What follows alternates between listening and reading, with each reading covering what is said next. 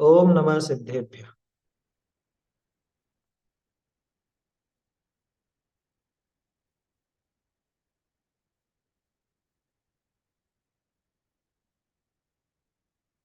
नमः श्रीवर्धमानाय निर्धूतकलिलात्मने सालोकानां त्रिलोकानां यद्विद्यादर्पणायते। श्री रत्नकरण श्रावकाचार्य ग्रंथ में परिग्रह परिमाण व्रत पर अपनी चर्चा चल रही थी। 61वें श्लोक पर अपन बात कर रहे थे और उसमें अपन ने देखा कि जो भी धन धान्य आदि परिग्रह हैं उन सबको परिमित करके, सीमित करके और उससे अधिक में निस्पृहता रहे, उससे अधिक में वांछा का भाव न रहे, उसको बोलते हैं परिमित परिग्रह। परिमित परिग्रह बोलो या परिग्रह परिमाण बोलो, एक ही बात है। और उसी का नाम इच्छा परिमाण भी है। इच्छा का परिमाण किया, परिग्रह का परिमाण किया, सीमित किया। तो सीमित करने में अकेले उसको सीमित नहीं किया, बल्कि उससे जो अधिक है उससे अतिरिक्त में बिल्कुल निष्प्रहता का भाव। इस पर वैसे अपन काफी चर्चा कर चुके हैं पहले। बिल्कुल निष्प्रहता कि नहीं चाहिए, कोई उल्टे रुपये भी देवे उस वस्तु को रखने के तो भी कि नहीं चाहिए, मेरे पास जो है मेरा काम चल रहा है, मेरा काम बराबर चल रहा है। तो इसलिए ऐसा परिग्रह परिमाण व्रत होता है। उसमें जो कुछ भी परिग्रह बाहर में है उस सब का एक किया जाता है।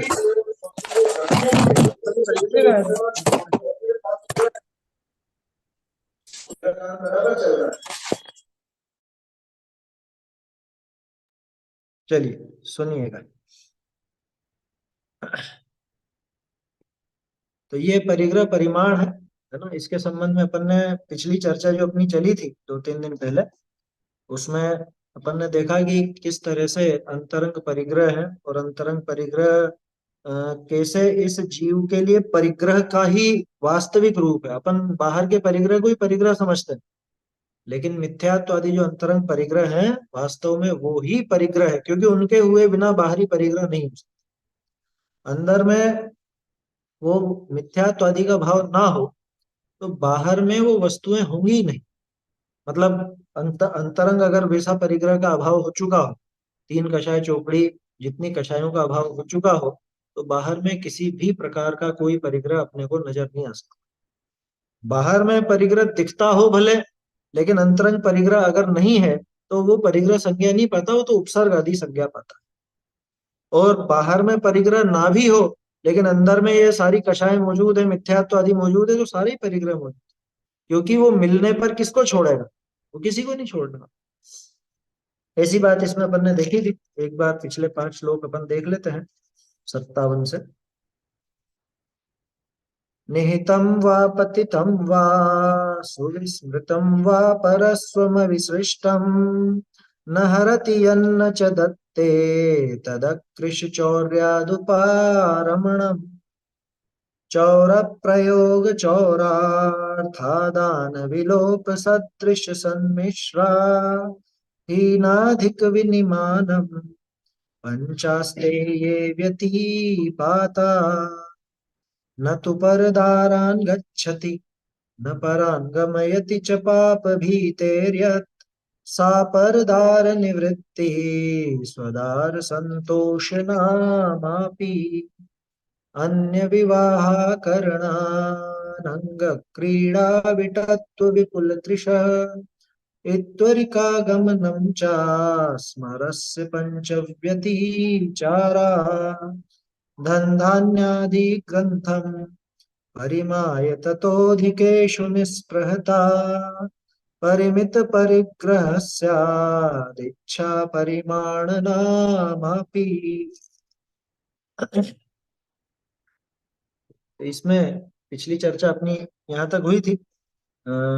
ये आपकी छपी हुई पुस्तकों में 103 नंबर पेज पर, कि जिसके अंतरंग परिग्रह का अभाव हुआ है उसके बाह्य परिग्रह में ममता नहीं होती। और परिग्रह में मुख्य दोष परिग्रह रूप वस्तु का नहीं, परिग्रह में मुख्य दोष ममता का ही, उस वस्तु के प्रति जो ममता भाव पड़ा है उसका ही दोष। उसके बिना वो परिग्रह परिग्रह का दोष नहीं लगा। जैसे मुनिराज के ऊपर उदाहरण देखा ना अपन ने, मुनिराज के ऊपर किसी ने चादर डाल दी, किसी ने कुछ कपड़ा डाल दिया, तो उससे ममता नहीं है, ममत्व तो परिणाम नहीं है, तो वो उनको परिग्रह का दोष ही नहीं। और जैसे मान लो कोई व्यक्ति ऐसे ही कंबल डालता फिर रहा है, सर्दियों में होते हैं बहुत से लोग, कोई भिखारी सो रहा उसके ऊपर कंबल डाल दिया। अब एक तरफ तो था वो भिखारी जिसके पास भी वो कंबल नहीं था, उसके ऊपर कंबल डाल, दूसरी तरफ उसको दिखे मुनिराज ध्यान में लीन, उनके ऊपर भी कंबल डाल दी। उसको नहीं मालूम कि इनके ऊपर कंबल डालना चाहिए कि नहीं डालना चाहिए, जैन नहीं था, मान लो डाल दिया उसको। ठीक है, अपन उस व्यक्ति की बात नहीं कर रहे, लेकिन उस भिखारी में और उस मुनिराज में, उन मुनिराज में कितना अंतर है, उनकी प्रवृत्ति में कितना अंतर है, उनका जो मनोभाव है उस मनोभाव में कितना अंतर है। किस चीज का अंतर है? उस बाह्य परिग्रह में ममता नहीं होती, उस मनोभाव में वो ममत्व परिणाम नहीं है ना। इसलिए मुनिराज के वो ममत्व नहीं होने से, मूर्छा नहीं होने से वो परिग्रह संज्ञा प्राप्त नहीं करते। और वो जो भिखारी है उसको तो ममता आ गई कि हाँ मुझे कंबल मिल गया, मेरा कंबल बहुत अच्छा कंबल है, इत्यादि इत्यादि, तो उसको ममता होने की वजह से उसे परिग्रह का दोष होता है। तो परिग्रह रूप, परिग्रह जो पाप बताया इसके अंदर सारा खेल उस ममत्व परिणाम, उसी को नाम अपन ने दिया था मूर्छा, है ना। मूर्छा शब्द अपने ग्रंथों में दिया हुआ है, मूर्छा परिग्रह। और मूर्छा क्या है कि ममत्व परिणाम मूर्छा, ममेदम बुद्धि, कि ये मेरा है, ऐसी बुद्धि जो है वो ममता है, वो ममत्व परिणाम ही वास्तव में परिग्रह। उसके बिना परिग्रह परिग्रह का दोष नहीं लगा। यहां तक अपनी बात हुई थी। आगे देखते हैं, परिग्रह से ममता होने के ही कारण समस्त प्रकार की अनीति करता है। जगत में जितनी भी अनीति देखी जाती है, जितना भी समझ लो अन्याय नजर आता है, वो किस वजह से नजर आता है? किसी न किसी परिग्रह को ग्रहण करने की भावना है, कुछ ना कुछ लेने की भावना है, तभी तो वो अनीति ऐसे ही करता है। परिग्रह की इच्छा से हिंसा करता है, झूठ बोलता है, चोरी करता है, कुशील भी सेवन करता है, ये सब परिग्रह की इच्छा से। परिग्रह का ही भाव है ना वहां पे, परिग्रह में ममत्व परिणाम है, इसी वजह से वो हिंसा, झूठ, चोरी, कुशील सब होता है।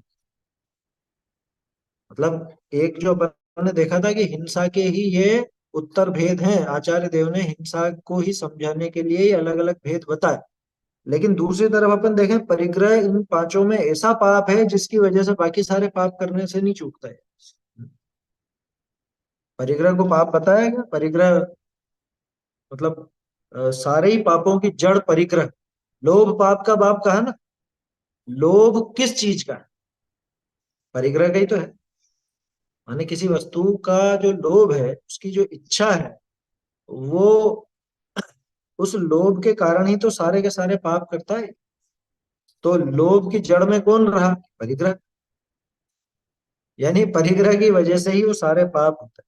इसलिए मतलब हम लोग जब सीख रहे थे, अब तत्व सूत्र में वो सूत्र आता है, बहुआरंभ परिग्रहत्व नारकस्यायुष। तो उस समय बहुत आश्चर्य होता था कि नरक आयु का कारण हिंसा नहीं बताया, नरक आयु का कारण आरंभ परिग्रह बताया। तो बाद में जब ये बातें समझ में आई, तो समझ में आया कि भाई परिग्रह को, बहुत परिग्रह को, बहुत आरंभ को क्यों नरक का कारण कहा? क्योंकि मूल में तो वहां पे हिंसा बहुत होनी, उस परिग्रह के कारण ही हिंसा, झूठ, चोरी, कुशील सारे ही पाप हैं। हिंसा अकेली हिंसा, लेकिन हिंसा के पीछे क्या कारण? वो परिग्रह, परिग्रह के लिए मर जाता है, अन्य को मार देता है, महाक्रोध करता है। बोलो ये सब होता है। लोभ को जो पाप का बाप कहा गया, लोभ पाप को बाप बखानो, लोभ उस परिग्रह का, उस परिग्रह के वश किसी को मारता है, मर जाए, छीन लेवे, दुख दे दूसरे को, है? कुछ भी करता, महाक्रोध करता है, परिग्रह के प्रभाव से महान अभिमान करता। ये तो समझाने की जरूरत ही नहीं। देखो, बहुत परिग्रह होना जरूरी नहीं है कि वो बहुत मानी हो। बहुत से ऐसे भी देखने को मिलते हैं, बहुत पुण्य का उदय है, खूब है, रुपया पैसा संपदा खूब है, लेकिन मान बिल्कुल भी नहीं, बिल्कुल भी घमंड नहीं। अंग्रेजी में कहते हैं उसको डाउन टू अर्थ, बिल्कुल जमीन से जुड़ा हुआ व्यक्ति, जमीन से जुड़ा हुआ। मतलब है ही नहीं, कोई गुमान नहीं, कोई घमंड नहीं कि इतना। देखते हैं बड़े बड़े लोगों को, आराम से ऐसे ही जा रहे हैं, बिल्कुल घर के कपड़ों में ही ऐसे ही, मतलब कोई ऐसा नहीं कि सूट बूट पहन के और कुछ इस तरह का। सामान्य एक जो गाड़ी है सो है। कई उदाहरण है ऐसे लोग के, अब उनके नाम लेकर के उनको अपन बढ़ावा नहीं देना चाहते इस वजह से, लेकिन बहुत आपने देखे सुने होंगे। और दूसरी तरफ किसी को थोड़ा सा भी मिल जाए ना, तो वो तो फूला नहीं समाता। क्या कहते हैं वो, थोथा चना बाजे घना, अधजल गगरी छलकत जाए, ऐसी कहावतें हैं हिंदी में। कोई गांव से आया हो और पहले रुपया पैसा नहीं हो ज्यादा, और बाद में शहर में आकर के और खूब ऐसा हो गया हो अचानक से, तो फिर उसका अलग ही दिखने लग जाते, तेवर बदल जाते। तो अधिकांश तो यही दिखता है, परिग्रह के प्रभाव से महान अभिमान करता है। जो मूर्ख है वो, सज्जन है सम्यक दृष्टि, उसको तो परिग्रह के प्रभाव से महान कोई ऐसा अभिमान होता नहीं है। परिग्रह के लिए अनेक मायाचार करता है, सारी बातें आ गई। देखो परिग्रह की वजह से महाक्रोध करता है, महान अभिमान करता है, अनेक मायाचार करता है। क्यों करता है मायाचारी? कि किसी न किसी ये वस्तु मिल जाए, ये भाव रहता है ना। वो भाव रहता तो लोभ है ही सही, वो ये जो आया परिग्रह की ममता से महालोभ करता है, उस लोभ की सिद्धि के लिए माया करता है।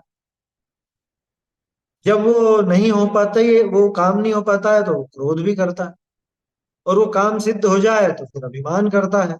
बोलो, सारी कक्षाएं जुड़ जाती है, एक छोड़ के दूसरी, दूसरी छोड़ के तीसरी, तीसरी छोड़ के चौथी, होती ही रहती। ये सारा काम इस परिग्रह की वजह से। बहुत आरंभ तथा बहुत कषाय का मूल परिग्रह ही है। बहुत आरंभ किसकी वजह से होगा? ये परिग्रह की वजह से होगा। बहुत कषाय किसकी वजह से होगी? परिग्रह की वजह से होगी। है ना, कोई ऐसी कठिन बात नहीं, आसानी से समझ में आने जैसी। जो सभी पापों से छूटना चाहता है वह परिग्रह से विरक्त होता है। पूरी तरह से परिग्रह नहीं छोड़ पाए तो भी वो, उसका मन उसमें लगता नहीं है। क्या करूं इसका, अब है तो है, क्या करो, ठीक है पढ़े तो पढ़े, क्या कर सकते। छोड़ेगा, आगे बढ़ के उनको छोड़ेगा भी। पूरी तरह से नहीं छोड़ पाए, मान लो इसको संभावना लगती हो कि आगे मुझे ऐसी दिक्कत आ सकती है, मुझे इसकी जरूरत पड़ सकती है, फिर ज्यादा विकल्प खड़े हो, तो उतना भी परिग्रह अगर इसने सीमित किया है तो बाकी का तो छोड़ता है। जो सभी पापों से छूटना चाहता है वह परिग्रह से विरक्त हो, विरक्तिपूर्ण आचरण होता है उसका, विरक्तिपूर्ण आचरण। गेही पे घर में न रचे ज्यों, घर ते जलते भिन्न कमल। गृहस्थ है लेकिन फिर भी घर में नहीं रचता, वही बात है ये। क्या, परिग्रह के बीच में रहता हुआ भी उन सब परिग्रह आदि से विरक्त होता है। ऐसे विशेष शौक नहीं होता उसका कि मैं ऐसा रहूं और ऐसा रहूं, है रोज। हाँ, नई नई वस्तुएं निरंतर, उनका ही भोग करूं, उपभोग करूं, है? रोज नए कपड़े, नए आभूषण, नई नई चीजें, या जो भी है, आए दिन नई वस्तुएं पलटना, बहुत से लोगों को शौक होता है। हर 5-6 महीने में गाड़ी का नया मॉडल आया तो नई गाड़ी लेंगे, पुरानी बेच देंगे। कपड़ों की अलमारी, बिल्कुल कपड़े रखने की जगह नहीं बची, इतने इतने कपड़े इकट्ठे करते हैं, और उसके बाद भी हाँ शॉपिंग शॉपिंग करने चले। ऑनलाइन मिलेगा तो ऑनलाइन खरीदने में ही उनको बड़ा रस रहता है। जो सभी पापों से छूटना चाहता है वह परिग्रह से विरक्त होता है। देखो, थोड़े दिन पहले अपन ने चर्चा की थी ना, इसको अपनी जरूरतें पता नहीं। जिसको जरूरतें पता नहीं हो, जिसके बुद्धि व्यवस्थित नहीं हो, वो सम्यक दर्शन का पात्र नहीं होता। ये बहुत महत्वपूर्ण बात है। भाई इसको मालूम ही नहीं है अभी, अनाप शनाप, अनाप शनाप इकट्ठा करता है। परिग्रह की परिभाषा में ये पढ़ा, बच्चे पढ़ते हैं ना, अनाप शनाप रुपया पैसा जोड़ना इकट्ठा करना, उसका नाम परिग्रह। ये अनाप शनाप क्या चीज? अनाप शनाप यही है कि आवश्यकता नहीं है और फिर भी लो चलो ये ले, ये चलो, बहुत दिन हो गए कुछ खरीदी करे हुए, बहुत दिन हो गए बाजार से कुछ ऐसा नया सामान लाए हुए, हैं? नई अंगूठी, नई चेन, नया ये और वो, पता नहीं जाने का क्या, या नए कपड़े, आए दिन कपड़े खरीद, वो कपड़ा कभी पहना नहीं हो, वो यूं कहीं भी पड़ा रहता है बरसों तक। होता है ना कई बहुत सी बार ऐसा हो जाता है, कोई कपड़ा इस तरह का होता है, खरीद तो लिया या कहीं से आ तो गया, बिल्कुल काम में ही नहीं आता, बिल्कुल काम में नहीं। सर्दी के कपड़े, ये जो ऊपर पहनने के अपन लेते हैं, कितने कितने इकट्ठे कर लेते हैं, हर सर्दी में कुछ ना कुछ नया नया नया नया चाहिए। नया स्वेटर, नया शॉल, नया वो जो जो भी आते हैं सब। और पहनते कितने, पूरा धूप दिखाने के लिए निकालता है और फिर वापस पेटी में बंद करके रख देता। ये होता है, तो उसमें विरक्ति चाहिए। उस विरक्ति के बिना ये कबाड़ा इकट्ठा होता रहेगा, उसका व्यर्थ का दोष लगता रहेगा, है ना। जो सभी पापों से छूटना चाहता है, अगर आपको सब पापों से छूटना है, जैसे एक तो वो बात आती है ना अपने, पड़ी वज्जदु सामण्णम, यदि इच्छति यदि इच्छति दुख परिमुखम, इस तरह का गाथा है, प्रवचन साहिब जी में गाथा है। उसके बोल बात के दिमाग से निकल गए। दुख परिमोक्षम, ऐसा ही है शायद, है ना। जो सभी पापों से छूटना चाहता है वो परिग्रह से विरक्त होता है। वो तो वहां तो उन्होंने कहा कि श्रमणता को यानी मुनिपने को प्राप्त हो जाओ, अगर सारे दुखों से मुक्ति चाहते हो, सारे दुखों से निर्वाण चाहते हो, मोक्ष चाहते हो, तो श्रामण्य यानी श्रमणपना, मुनिपने को प्राप्त। अब मुनिपने को प्राप्त नहीं हो सकता तो कम से कम परिग्रह को तो घटाए, विरक्ति तो ले। परिग्रह को घटाए कहते से ही कि बाहर में ये छोड़ा, ये छोड़ा, ये छोड़ा, उस पर दिमाग जाता। अरे पहले विरक्ति लो, उस वैराग्य को बढ़ाओ, उसके प्रति राग को घटाओ, वो वस्तुएं तो अपने आप छूट जाएंगी, अपने आप छूटेंगी, उसमें क्या दम है? क्योंकि बाहर में यूं तो छूटी छुटाई है, इसका ममत्व ही तो टूटना है। अगर ममत्व नहीं टूटे तो बाहर में वो वस्तुएं छूटती भी नहीं। ऐसा विचार कर, जो सभी पापों से छूटना चाहता है वह परिग्रह से विरक्त होता है। यही कार्तिकेय स्वामी कहते हैं, बहुत बढ़िया प्रकरण है ये। कार्तिकेय स्वामी ने मतलब कार्तिकेय अनुप्रेक्षा, देखो ये गाथाएं जो लिखी हैं, इसमें थोड़ा सा सुधार है। एक तो ये नीचे 282 नंबर की जो गाथा लिखी है ना, 282 नंबर की गाथा में अवभंतरम लिखा है, नीचे वाली लाइन में। अवभंतरम और वाहिरम, ये व के स्थान पे दोनों जगह ब कर लीजिएगा। अवभंतरम नहीं होता, अभ्यंतरम होता प्राकृत में। अभ्यंतरम और इधर बाहिरम। ये छपने में थोड़ा सा व का ब हो गया। दूसरी गाथाएं भी देख लेते हैं अपन। अम्म,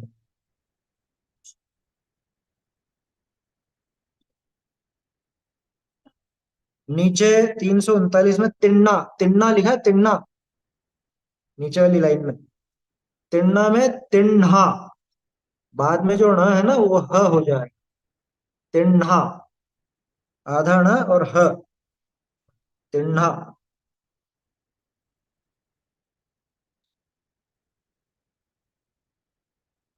तिन्हा, है ना। और मन्नन तो में त के पहले जो ण है वो नहीं आएगा, पर बिंदी आएगी, क्योंकि मन्नन तो प्रयोग बनेगा ही नहीं, बोलने में ही नहीं आएगा, मन्नन तो ही आएगा।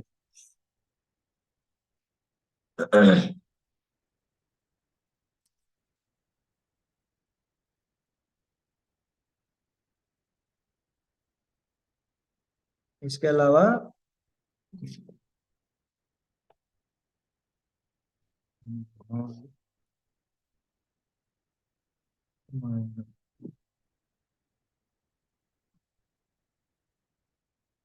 ये जानता, नीचे लास्ट वाली जो गाथा है, जानता के स्थान पर जानिता, है ना, जानिता आ जाएगा। मतलब पंच,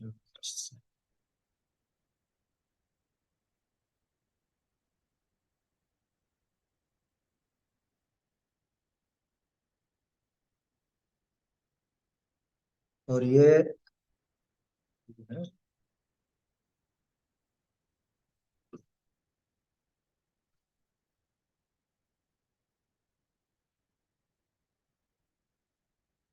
ऊपर जो दोनों गाथाओं में जियो शब्द आया, जियो, ओ इंद्रिय न जियो, और स्वर्ण जियो, यह के स्थान पर ओ होगा। वैसे तो दोनों रूप चलते हैं, ये इतना विशेष नहीं है, लेकिन बाकी जो सुधार है वो तो करने लायक है। चलिए, अब इसको पढ़ते हैं, अपन बोलते हैं। अब तो मेरे ख्याल से गुटारी का भी इसके बाद का पढ़ा हुआ नहीं है, तो वो देखेंगे। कोण वसो इत्थि जने, कस्यमयणेन खण्डियमाणम्, को इन्द्रिये हिणजियो, कोण कसाये हि सन्ततो, सोणवसो इत्थि जने, सोणजियो इन्द्रिये हि मोहेण, जोणय गृह्णदि ग्रन्थम् अभ्यन्तरबाहिरं सौवम्, जोलोहमणिहणिता संतोष रसायनेन संतुष्टो, अणिहणदि तिण्ण अणिहणदि तिण्ण दुट्ठा, मन्नन्तो विनस्सरं सौवम्, जो परिमाणं कुर्वति, हणधाण सुवर्णखित्तमायीणम्, उवोगं जानित्ता, अणुवदं पंचमं तस्। देखिए, अर्थ समझते हैं इसका पहले। कोण वसो इत्थि जने, असल में ये प्रश्न और उत्तर रूप में, ये चारों गाथा एक साथ नहीं है ना। ये पहले की दो तो 281 82 है, और बाद वाली 339 340। लेकिन दोनों को यहाँ पे साथ, मतलब चारों गाथाओं को सदा सुख जी ने यहाँ पे साथ में रख दिया। कौन वसो, कौन वश में नहीं है, किसके? इत्थि जने, स्त्री जनों के वश में कौन नहीं है, हैं? स्त्रियों के वश में कौन नहीं है? कस्ण मयणेण खंडियम माणम, ये दूसरा प्रश्न। किसका मान, नहीं किसका मान खंडित नहीं किया गया मदन के द्वारा? मदन माने कामदेव, ठीक है ना। तो काम भाव, वो जो विलासिता का भाव है, उसके मतलब किसके द्वारा वो, उसका मान खंडित नहीं किया गया? को इंद्रिये ही न जियो, कौन इंद्रियों के द्वारा नहीं जीता गया? कौन कसाये ही संतप्तो, कि कौन कषायों के द्वारा संतप्त नहीं हुआ। आया समझ? ये प्रश्न किया गया। हाँ, ये यहाँ पे स्क्रीन पे दिखाया ना आपको, ये गाथा का भावार्थ भी है इसमें। विषय कषाय के वश में सब लोग हैं, और तत्वों की भावना करने वाले बिरले ही। लेकिन ये असल में क्या प्रश्न था, है ना। प्रश्न पूछा कि कौन है ऐसा जो स्त्रियों के वश में नहीं है? कौन है ऐसा कि जिसका अभिमान उस दुष्ट कामदेव ने खंडित नहीं किया है? कौन है ऐसा कि जो अपनी पंचेंद्रियों के द्वारा जीता नहीं गया है? और कौन है ऐसा जो कषायों के द्वारा नष्ट संतप्त नहीं किया गया, है ना, दुखी नहीं किया गया? अब उसका जवाब अगली गाथा। सो अणवसो इत्थि जने, वो व्यक्ति स्त्री जनों के वश में नहीं। सो न जियो इंद्रिये ही मोहेण, वो नहीं जीता गया इंद्रियों के द्वारा अथवा मोह के द्वारा, ना। इंद्रियों से और मोह से नहीं जीता गया। कौन? जो नय गृह्णदि ग्रंथम, जो ग्रंथम यानी परिग्रह ग्रंथ, है ना, जो परिग्रह को, अणय गृह्णदि, जो परिग्रह को बिल्कुल भी ग्रहण नहीं करता। कैसा परिग्रह? अभ्यंतरम बाहिरम सौवम, कि सारा का सारा अभ्यंतर और बाहरी यानी अंतरंग और बहिरंग परिग्रह जो कोई भी ग्रहण, जो नहीं ग्रहण करता, वो व्यक्ति ही वास्तव में स्त्री जनों के वश में नहीं है। वो व्यक्ति ही मोह के द्वारा यानी कषायों के द्वारा, इंद्रियों के द्वारा जीता गया नहीं। मतलब देखो, आप विचार करो कि जिसको ये अभ्यंतर और बहिरंग दोनों प्रकार का परिग्रह जिसके मौजूद है, वो व्यक्ति इन सब दुखों से पीड़ित रहे, वही स्त्री जनों के वश में रहेगा। स्त्री जनों के वश में रहेगा का मतलब ऐसा नहीं है कि, या स्त्री का अर्थ यूं समझना कि वो जो आसक्ति का भाव, अब वो स्त्री है तो उसके लिए पुरुष से समझ लेना, पुरुष है तो स्त्री के आधार से समझ लेना, ऐसा है। तो कौन स्त्री जन के वश में नहीं है, यानी कौन देखो कहते हैं ना कि घर तो सबको ही बसाना पड़ता है, घर तो सबको ही बसाना पड़ता है, शादी ब्याह तो करना ही पड़ता है, कि भाई जिसका वो अंतरंग परिग्रह टूट चुका वो नहीं करता, जिसके मिथ्यात्व कषाय आदि भाव टूट चुके हो, जो विरक्त हो चुका हो, उसको फर्क नहीं पड़ता। वो स्त्री जनों के वश में नहीं होता, वो स्त्री पुरुष के वश में नहीं होती, वो पुरुष स्त्री के वश में नहीं। यार यानी एक जीवन साथी की तो जरूरत रहती है, वो लोग विचार करते हैं ना बहुत से ऐसे, कि जीवन बिताने के लिए कोई साथी तो चाहिए ही सही। हाँ? अरे जिसको अंतरंग परिग्रह मौजूद नहीं है, जिसके अंदर की वो कषाय आदि सब नष्ट हो गई, उसको नहीं चाहिए। आया समझ? अपने तो पांच पांच तीर्थंकर बाल यति हुए, उनको लगा क्या? पांच में से तीन ने तो विवाह की बात सोची ही नहीं, दो के विवाह की बात हुई भी सही लेकिन वो बनी नहीं बात। हाँ? दीक्षा लेके निकल लिए, तो शादी फिक्स भी हो गई थी, लेकिन नेमिनाथ जी और किनका था, मल्लीनाथ जी, मल्लीनाथ जी और नेमिनाथ जी, इन दोनों के संबंध में कथन आता है कि विवाह पक्का भी हुआ है, और लेकिन फिर एंड टाइम पर उनको तो विरक्ति आ गई तो छोड़ के चले गए। तो कौन स्त्री जनों के वश में नहीं है, किसका मान उस मदन के द्वारा, मदन माने वो कामदेव, वही आसक्ति का भाव, उसके द्वारा खंडित नहीं है, कौन इंद्रिय जनों इंद्रियों के द्वारा जीता नहीं गया, कि जिसने अंतरंग बहिरंग सभी प्रकार का परिग्रह छोड़ दिया, जो अंतरंग बहिरंग किसी भी प्रकार का परिग्रह ग्रहण नहीं करता, वो व्यक्ति न तो स्त्रियों के वश में है, न मान उसका मतलब मदन के द्वारा उसका मान खंडित नहीं हुआ, बल्कि उसने उसको खंडित किया। आया समझ में? अपने महावीर अष्टक में एक बहुत बढ़िया छंद आता है, अनिर्वारोद्रेक त्रिभुवन जयी काम सुभट कुमारावस्थायामपि निज बलाद्येन विजितः स्फुरन्नित्यानन्द प्रशम पद राज्याय सजिनः महावीर स्वामी नयन पथगामी भवतु। अनिर्वार उद्रेक, कि जिसका उद्रेक, जिसका वेग निवारण नहीं किया जा सकता, रोका नहीं जा सकता। युवावस्था में वो काम भाव, आसक्ति, पांच इंद्रिय के विषय भोग का भाव, वो आता ही आता है, वो बना रहता, अनिर्वार है। अनिर्वार मर्यादा इन इंद्रियों का और उस कामदेव, अनिर्वार उद्रेक त्रिभुवन जयी, तीनों लोक को जिसने जीत रखा है, ऐसा कौन? काम सुभट, वो मदन रूप सुभट वीर योद्धा। अरे इस काम सुभट के द्वारा कौन नहीं जीता है? न्याय ग्रंथों में तो अन्य देवी देवताओं से जब तुलना की जाती है भगवान की, वह यही कहते हैं कि दुनिया में कौन सा ऐसा देव है कि जो इस काम के द्वारा जीता नहीं गया। सबको परिवार चाहिए, सबको पत्नी चाहिए, तो देव के साथ देवी भी होगी ही होगी।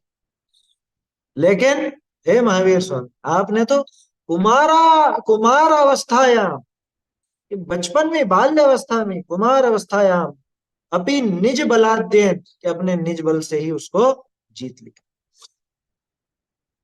आपको आसक्ति का भाव था ही, पांच इंद्रिय के विषय भोग का भाव, वो कामासक्ति का भाव, अन्य स्त्री जनों के प्रति राग अथवा कैसा भी, वो था ही नहीं। स्वर्ण वसु इत्थि जड़े, क्यों नहीं था? क्योंकि उन्होंने अभ्यंतर और बाह्य परिग्रह सबको छोड़ने का विचार कर लिया था, और वो न तो अंतरंग परिग्रह ग्रहण करते थे, न बहिरंग परिग्रह ग्रहण करते थे। दोनों प्रकार के परिग्रह से रहित होने के कारण वो इन सब से बच गए, इन सब खोटी चीजों से बच गए क्या, ऐसा। तो ये तो 281 और 282। इसके आगे 339 40 में क्या कह रहा है? जो लोहम ऋणिता, जो लोहम लोभ को, अणिहणिता, अणिहणिता मतलब नष्ट करके, हीन करते हुए, हनन करते हुए, ये निहनन शब्द है मूल में क्या? वैसे तो हणित्ता बनता, लेकिन निहणित्ता लगा दिया, उपसर्ग और लगा दिया उसने, और विशेष रूप से हनन करके और संतोष रसायणेन संतुष्टो, संतोष रूपी रसायन से जो संतुष्ट है। देखो, आपको ध्यान है, अभी पहले अपन ने एक वो गाथा देखी थी, वो 335वीं थी। लाहे थोए भी तू से दी, लाहे थोए भी तू से दी, थोड़े लाभ में संतुष्ट होता है। वैसी बात तो यहाँ पे भी है। जो लोहम निहनिता, जो उस लोभ का हनन करके संतोष रसायणेण संतुष्ट हो, संतोष रूपी रसायन से, रसायन किसको बोलते हैं? केमिकल है। अरे केमिकल नहीं, पहले संस्कृत में रसायन शब्द आता था अमृत के लिए, रसायन शब्द आता था औषधि के लिए। वैसे भी आप देखोगे तो औषधि, जो आयुर्वेदिक औषधियां, उनपे रस, रसायन, इस तरह का कुछ शब्द लिखा रहता है। अमृत रसायन वटी है, या संजीवनी रस, रामबाण रस। तो रस, रसायन, ये सब औषधियां हैं। और रसायन मुख्य रूप से अमृत के लिए कहा जाता था।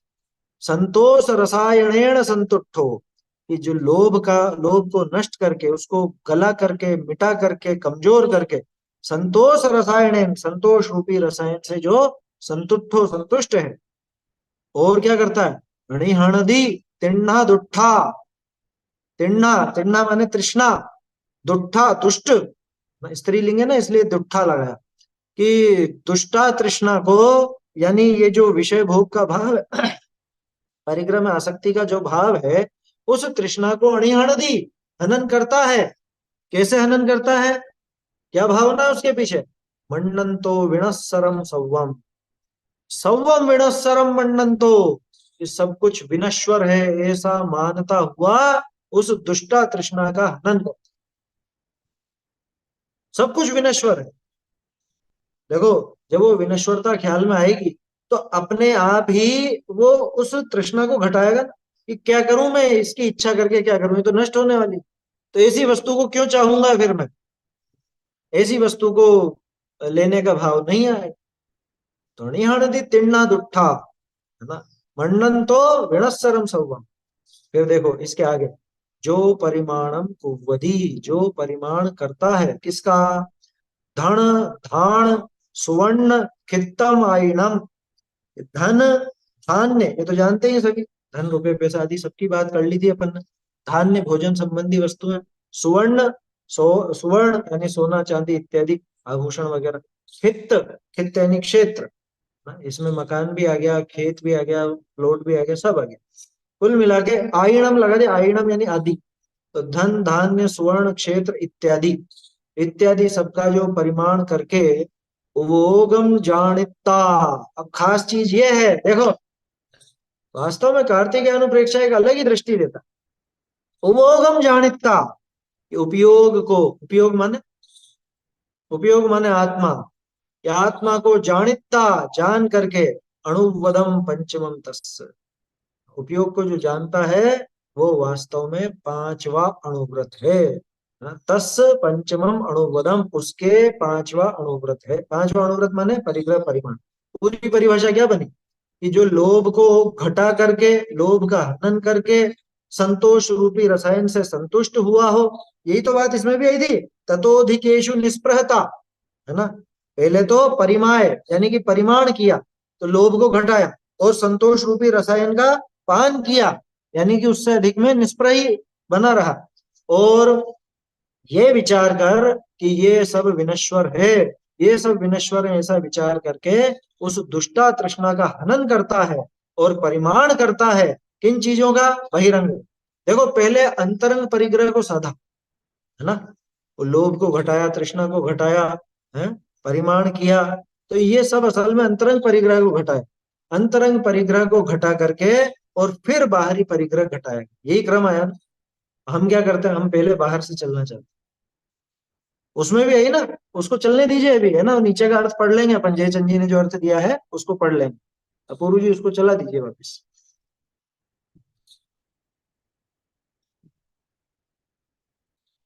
देखो क्या कहा था वहां पे, कि वो स्वर्ण आदि का जो परिग्रह का परिमाण करता है। अपूर्व जी वापस चला देना वो।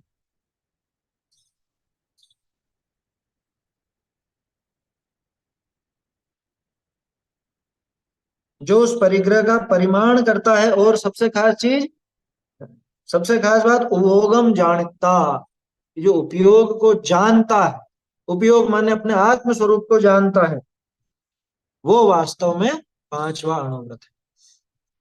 धन धान्य स्वर्ण क्षेत्र इत्यादि और सारे परिमाण, सारे परिग्रह का जो परिमाण करता है, परिग्रह का परिमाण क्यों करेगा?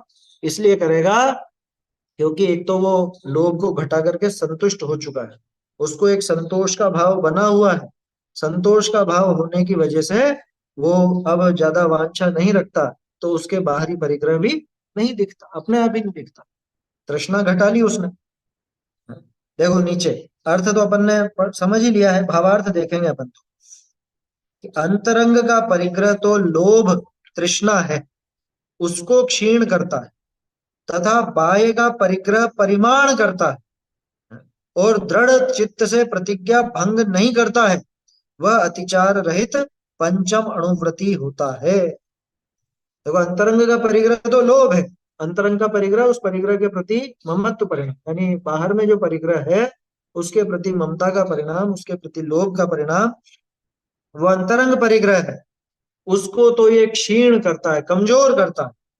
और सिर्फ उसको क्षीण करके रह जावे ऐसा नहीं, जब ये अंतरंग में क्षीण हुआ तो बाह्य का परिग्रह परिमाण करता है, बाहर में जितना भी परिग्रह है उसका परिमाण भी करेगा, और दृढ़ चित्त से प्रतिज्ञा भंग नहीं करता। अब जो प्रतिज्ञा ली है उसको दृढ़ता से पालन करता है, भंग नहीं करता, अतिचार रहित पंचम अणुव्रति होता है। इस तरह पांच अणुव्रतों का निरतिचार पालन करता है वह व्रत प्रतिमाधारी श्रावक। ये तो खैर आगे की बात आ गई, मेरे ख्याल से इतना ही है इसका खुलासा, है ना, ज्यादा भवार्थ लिखा नहीं। हाँ ठीक है, ये तो हो गया, ये हटा लीजिए इसको।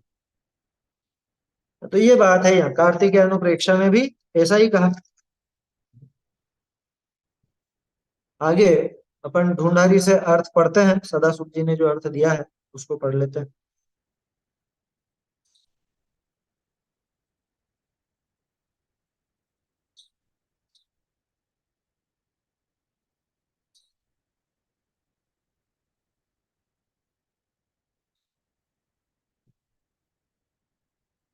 हाँ, ऊपर से दूसरी पंक्ति। इस जगत में स्त्रीनी के वश कौन नहीं है, पर काम विकार कौन का मान खंडन नहीं किया, और इंद्रियनी करी कौन नहीं जीत्या गया, और कषायनी करी तप्तायमान कौन नहीं है। समस्त संसारी जीव है, ते स्त्रीनी के वश होए रहे हैं, और काम विकार समस्त संसारिणी का अभिमान खंडन करे है, और समस्त संसारी इंद्रियनी के वश पराधीन हो रहे हैं, और चारि प्रकार कषायनी करी समस्त प्राणी दग्ध होए रहे। जो पुरुष अभ्यंतर और बाह्य समस्त परिग्रह को ग्रहण नहीं करे, सो ही स्त्रीनी के वश नहीं, सो ही इंद्रियनी के अधीन नहीं है, तिसी को मोह नाही जीते है, सो ही काम करी नहीं खंडन होए है, सो ही काम करी नहीं खंडन होए है, सो ही कषाय करी दग्ध नहीं होए है। जो पुरुष लोभ को नष्ट करी संतोष रूप सत्य संतोष रूप रसायन करी आनंदित हुआ, समस्त धन संपदादिक ने संपदादिक ने विनाशीक मानी, दुष्ट तृष्णा को आगामी वांछा को छाणी करी, धन धान्य स्वर्ण क्षेत्र स्थान आदिक निको अपना अभिप्राय जानी प्रमाण करे है। जो इतना परिग्रह सु मेरा निर्वाह करना, अधिक में मेरे प्रवृत्ति करने का त्याग, पाप रूप जानी वांछा छाड़े है, ताके परिग्रह प्रमाण नाम अणुव्रत होए। बहुरी परमागम में परिग्रह का लक्षण मूर्छा कया है। जीव के जो पर पदार्थनी में ममता बुद्धि, सो ही मूर्छा है। जाते हैं पर वस्तु में ऐसा अपना अपना सकरी, है ना, अपनास करी राग है, जो आत्मा का मरण मरण जीवन रहित अहित, एक सेकंड, जो आत्मा का मरण जीवन हित अहित योग्य अयोग्य के विचार में अचेत होए रहा है, मोह की उदीर्णते मारो मारो ऐसा परद्रव्य में परिणाम सो ही मूर्छा है। मूर्छा को ही भगवान परिग्रह गया है। यही ते बाह्य परिग्रह अल्प हो व मति हो, समस्त परिग्रह रहित है तो हु मूर्छावान परिग्रही ही है। सो ही उत्तम च, है ना। फिर ये आगे तो गाथा आएगी, इसकी चर्चा तो आगे करेंगे। क्या गाया है, इस जगत में स्त्रियों के वश में कौन नहीं, है ना। ये बात उसी का ही अर्थ है, तो खुलासा दे रहे हैं यहाँ पर। काम विकार ने किसका मान खंडन नहीं किया, इंद्रियों के द्वारा कौन नहीं जीता गया है, कषायों से संतप्त कौन नहीं है, ये सारे ही जीव है। ये एक ऐसा अलंकार होता है कि कौन नहीं है जो ऐसा करता है, यानी सभी करते हैं। आया समझ में? किसके पास ये वस्तुएं नहीं, ये सभी के पास। तो सभी संसारी जीव स्त्रियों के वश में हो रहे हैं। देखो संज्ञाएं देखते हैं अपन, चार प्रकार की संज्ञा, है ना। आहार, भय, मैथुन, परिग्रह। तो जगत में सारे सारे जीवों के है, संसारी जीव, संसारी जीवों के सभी के संज्ञाएं मौजूद है। तो वही चीज है कि सभी संसारी जीव स्त्रियों के वश में हो रहे हैं, मतलब वो मैथुन संज्ञा है ही सही। काम भाव है, आसक्ति है, पड़ी हुई है। पांचों इंद्रिय के विषय भोग का जो भाव है वो इनके वश में हो रहा है, प्रत्येक जीव हो रहा है। काम विकार ने सभी संसारी जीवों का मान खंडन किया। देखो कई बार ये शब्द पढ़ा होगा आपने, मान खंडन किया, मान खंडन किया। ऐसा क्यों लिखते हैं मान खंडन किया? कि कितने भी बड़े से बड़ा शूरवीर योद्धा, कितना भी बड़ा तपस्वी हो, अपन अन्यमति की और मिथ्या दृष्टि की बात कर रहे हैं, और कितना ही किसी भी चीज का घमंड हो, मैं इतना बड़ा तपस्वी, मैं ऐसा शूरवीर, सब ये काम के द्वारा खंडित किए जाते हैं या नहीं? पांच इंद्रिय के विषय भोग, सिर्फ अकेले काम भाव की बात नहीं, पांचों इंद्रियों के वशीभूत कर लिए जाते हैं। भौरे का कथन आता है ना, भौरा वो लकड़ी को फाड़ देवे, ऐसी ऐसी होती है उसमें ताकत। वो कमल में फंस के रह गया, वो कमल की पंखुड़ी नहीं छेद सकता। ये इंद्रियों के वश में ही तो पड़ा ना ये काम। काम भाव अकेला एक स्त्री में आसक्ति का नाम ही नहीं है। पांचों इंद्रिय के विषय भोग का भाव वो काम भाव कहलाता। प्रवचन सार जी में तो पांचों इंद्रियों के उदाहरण दिए ना। तो हाथी बताओ, हाथी कितना बलशाली और बहुत समझदार माना जाता है, बहुत बुद्धिमान प्राणी माना जाता है हाथी, लेकिन आ गया ना चक्कर में। वो मछली, मछली तो खैर चलो आप कहोगे कि बहुत ज्यादा ताकतवर नहीं है, और लेकिन आई जाती है वो भी चक्कर में। भौरे का उदाहरण स्पष्ट है ही सही। ऐसे ही देखने का दृश्य का वो पतंगा, वो पतंगा वो आग में जल के मर रहा है। ये सब किस वजह से? ये काम यानी कि पांच इंद्रिय के विषय भोग का भाव उसके सिर पर चढ़ होगा। हिरण का वो संगीत का है, हिरण इतना चंचल होता है कि वो दौड़ता रहे, उसका शिकार आसान नहीं, उसका शिकार क्या बोले अपन, मतलब शिकारी एकदम से शिकार नहीं कर सकता, लेकिन इतना चंचल हिरण भी वो कर्णप्रिय संगीत के चक्कर में आके अपने प्राण गंवा देता। बड़े से बड़े योद्धा, हाँ, जो नहीं जीते जा सके, इतिहास गवाह है, इतिहास उठा करके देखो। बड़े बड़े राजा, पराक्रमी राजा किसकी वजह से बर्बाद हुए? एक काम करो, ये इस स्त्री के चक्कर में डालो इसको। पहले वो विष कन्याएं चलती थी, आपको ध्यान हो तो विष कन्याओं के उदाहरण आते हैं इतिहास में। तो विष कन्याओं को क्यों भेजा जाता?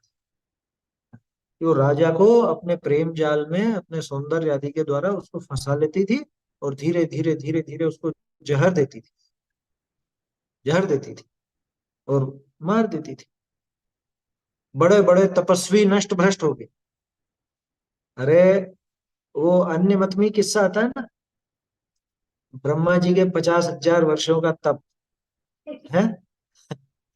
बोलो किस चक्कर में है? तो इंद्र को शंका हो गई, ये अन्य मत में है कहानी, ऐसा कुछ होता नहीं। इंद्र को शंका हो गई कि ये तो मेरा राज्य ले लेगा और ये ऐसा कर लेगा, तो उन्होंने इसको भेजा था तिलोत्तमा। तिलोत्तमा उसकी भी कहानी क्या बताते हैं कि जितनी भी देवियां थी, सुंदरियां थी, अप्सराएं, उन सबका तिल तिल करके और इसकी संरचना की गई, इसलिए इसका नाम तिलोत्तम। ये अन्य मत में है, अपने ऐसा है नहीं, होता नहीं इस तरह। तो उसको भेजा गया, उसके नाच में, हाव भाव में वो ऐसे उलझे कि पहले तो इधर देखे, हैं? इधर नाचने लगी जान करके, सामने नहीं, इधर नाचने लगी। तो इधर मुंह बना लिया, क्योंकि गर्दन यूं कैसे हिलाओ, मैं बहुत बड़ा तपस्वी हूँ, ये बात चल रही है ना। सभी जीव का मान खंडन, ये अपन ये तो उदाहरण देख रहे हैं। मान खंडन कैसे होता है? बड़ा घमंड था 50,000 वर्ष के तप का, कि मेरा मत कौन खंडित करेगा। तो कुछ नहीं हो, इधर तो गर्दन नहीं हिला सकता, मैं तो तप में बैठा हूं। तो कि एक काम करो, अपने पास इतना तप इकट्ठा है, 10,000, 20% शेयर इसको दे दो। 20, 10,000 वर्ष का इसके पीछे निकाल दो। कितना था वो, मेरे को संख्या ध्यान नहीं, 5,000 था कि 50,000 था, जो भी था। ये इतने हजार वर्षों का तप, वो एक गर्दन बनाने में, तो वो एक मुंह इधर का हो गया। उसको तो भेजे इसलिए गया कि जब ये इधर का मुंह बना ले तब फिर पीछे चली जाए। अब पीछे नाचने लग गए। अब पीछे कैसे देखे पलट के, तो एक मुंह पीछे बना लिया। फिर उधर मुंह बना लिया तो इधर नाचने लग गए, इधर कैसे देखे तो इधर एक मुंह बना लिया, 4 मुंह हो गए। अब फिर वो क्या करें कि ऊपर नाचने लग जाना, ऊपर जाके अब वो गर्दन ऊंची करके देखेगा नहीं, तो एक मुंह ऐसा निकाला ही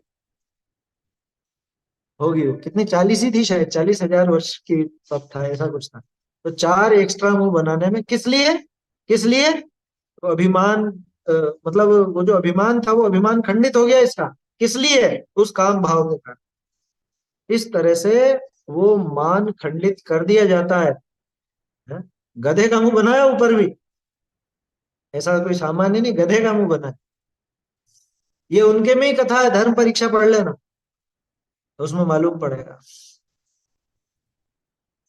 माने कितना ही बड़ा तप हो, तपस्वी हो, कितना ही शूरवीर योद्धा हो, कितने ही रुपए पैसे वाला हो, माने जिस भी चीज का घमंड हो सकता हो, वो सब घमंड गला दिया जाता है इस काम भाव के द्वारा, ये मदन के द्वारा। काम विकार ने सभी संसारी जीवों का मान खंडन किया है, मान खंडन किया। वो एक वो पंडित जी का उदाहरण है तो सही, मेरे ख्याल से उसमें है शायद, अपने आप कुछ भी कहो में दिए शायद दादा ने वो कहा क्या, एक बहुत बड़ा वो पढ़ करके आया, सीख करके आया, सभी वेद वेदांग और सारी विद्याएं सीख करके आया, है ना। और लोभ पाप का बाप है, लोभ पाप का बाप है, ये बताता था सबको। तो एक वेश्या ने उसको, उसकी बुद्धि ठिकाने लगाने की सोची। तो कुछ नहीं, आप बस मेरे घर पे आप पधारिए, आपका मेरे घर पर आना मेरे घर पर धन्य कर दे। मेरे ख्याल से उसमें ही है, आप कुछ भी कहो, उसमें एक कहानी है।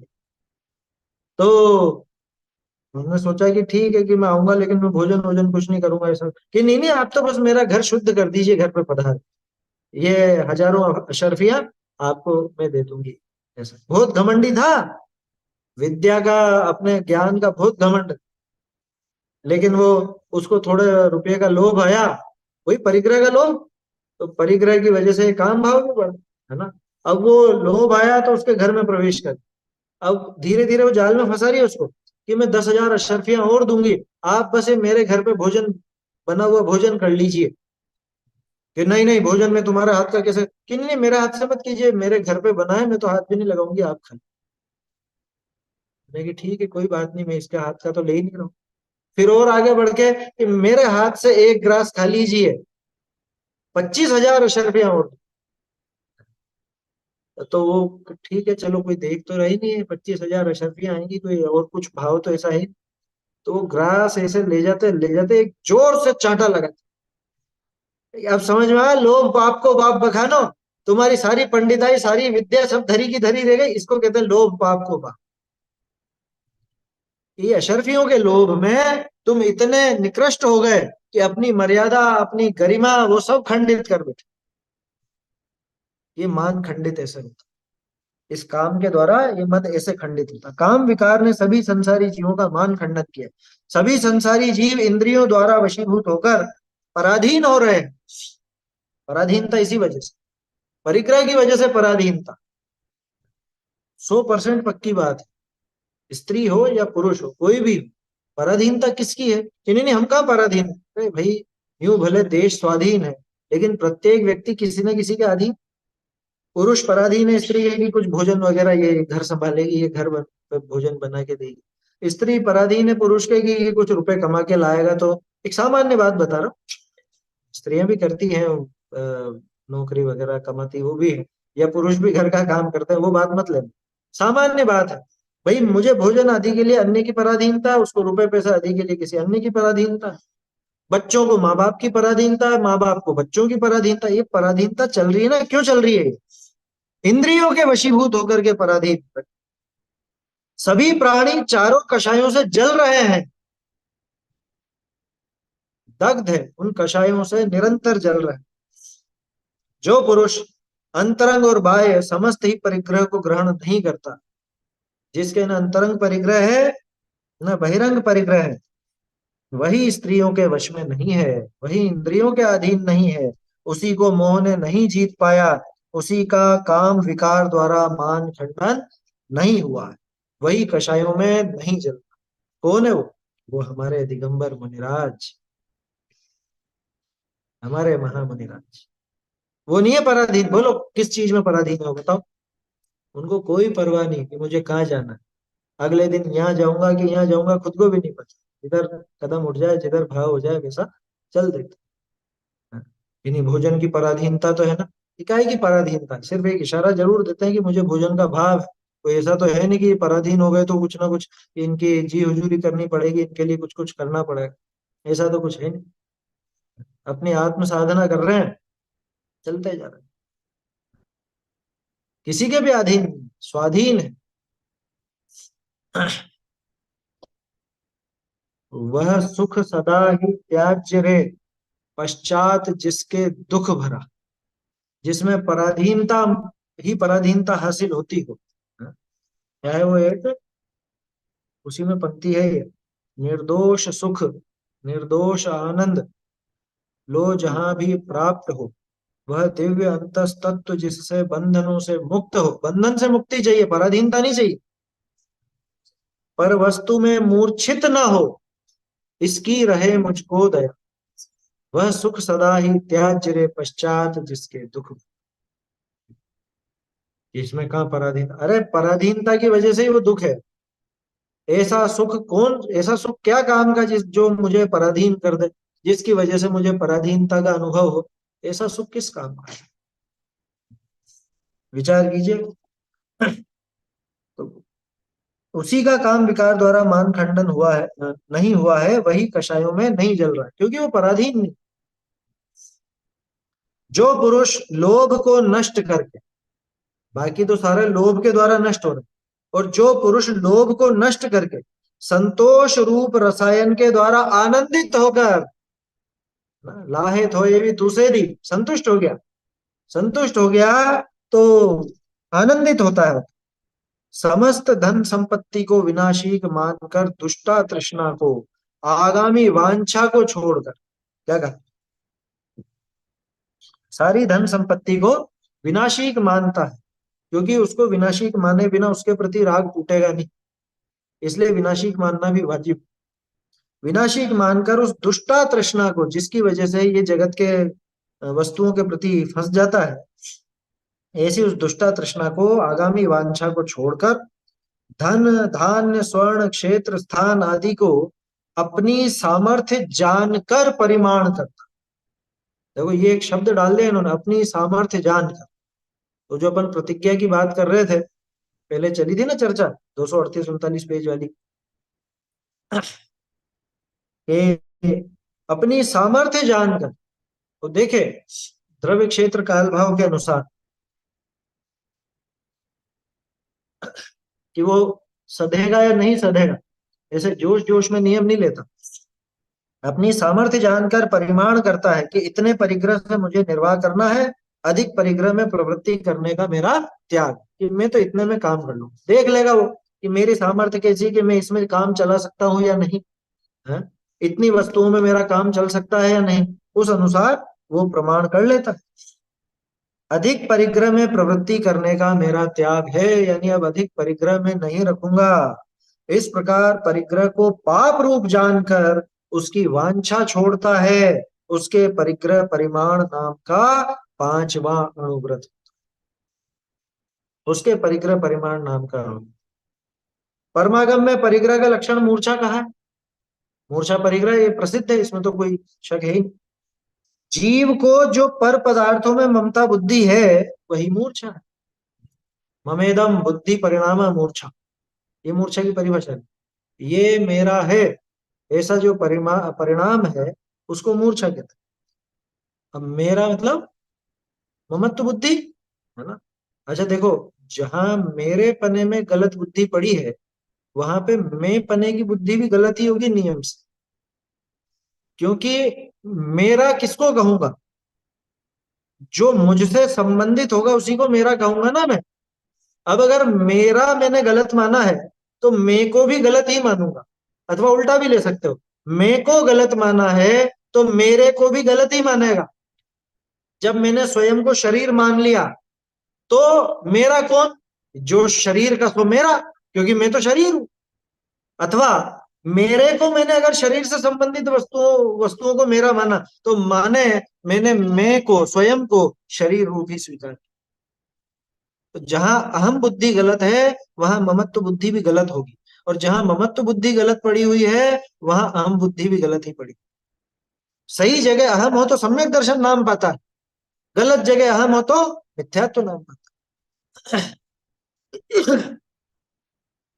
देखो, पर वस्तु को अपना मानने रूप जो राग मिथ्यात्व है, उसके कारण आत्मा जीवन मरण हित अहित योग्य अयोग्य के विचार में अचेत हो, खोटी बुद्धि चल रही है ना। हाँ? अन्य वस्तुओं को ही अपना मानने लग गया, अन्य वस्तुओं में ही अपनापन करने लग गया, तो उसकी वजह से इसको कुछ सूझता नहीं है। जीवन मरण या हित अहित योग्य अयोग्य ये सब विचार नहीं चलता, विचार ही नहीं करता बिल्कुल भी, कि क्या मेरे लिए उचित है क्या अनुचित है, किस में मेरा भला है किस में भला नहीं है। ये वही मूलभूत प्रयोजनभूत बातें आ गई है। हाँ? मोक्ष मार्ग की मूलभूत रकम ही तो है ये, योग्य अयोग्य हित अहित। हाँ? मोह की उदीर्णा से, मोह की उदीर्णा कौन सी, ये दर्शन मोह की समझना, क्यों मिथ्यात्व का ऐसा तीव्र हृदय प्लस कषाय का तो होगा ही होगा। मोह की उदीर्णा से परद्रव्य में जो यह मेरा, ये मेरा मेरा ऐसा परिणाम है वही मूर्छा। ये भी एक परिभाषा मूर्छा की, ये मोह की उदीर्णा कि यहाँ पे तीव्र है ये, मूर्छा सामान्य बात नहीं है। तीव्र मोह, तीव्र मोह को मूर्छा कहा जाता है। वैसे तो मिथ्या दृष्टि सभी के सभी मूर्छित ही, लेकिन फिर भी अपन यहाँ मूर्छा को थोड़ा बड़े रूप में समझे। मोह की उदीर्णा से परद्रव्य में जो ये मेरा मेरा ऐसा परिणाम है वही मूर्छा है। भगवान ने मूर्छा ही को परिग्रह कहा है, भगवान ने मूर्छा को परिग्रह बताया। इसलिए जो मूर्छावान है वह परिग्रही ही है, जो भी मूर्छावान है वो परिग्रही, चाहे उसके पास बाह्य परिग्रह थोड़ा हो या समस्त परिग्रह से रहित ही हो। बाहर में तो छोड़ दिया, बाहर में तो परिग्रह नहीं है अथवा कम है, लेकिन अंदर में अगर मूर्छावान है तो परिग्रही। कहने का अर्थ क्या है कि भाई जो अंतरंग कषाय, अंतरंग परिग्रह जिसको हम कहते हैं, अंतरंग परिग्रह ही वास्तव में परिग्रह है। अगर अंतरंग परिग्रह नहीं है तो बाहर में कुछ भी वस्तु हो या नहीं हो उससे फर्क नहीं पड़ता। और अगर अंतरंग में परिग्रह है, यानी मिथ्यात्व और ये जो मूर्छा परिणाम बताया ये सब है, तो बाहर में चाहे वो नग्न दिगंबर का वेश ही धारण करके क्यों नहीं बैठा हो, वो पक्का परिग्रहवान ऐसा। क्या है ये, हाँ अंतरंग, एक सेकंड, तात्पर्य वृत्ति में गाथा 278, ये तो अंतिम आ गई बिल्कुल, ये प्रवचन सार जी।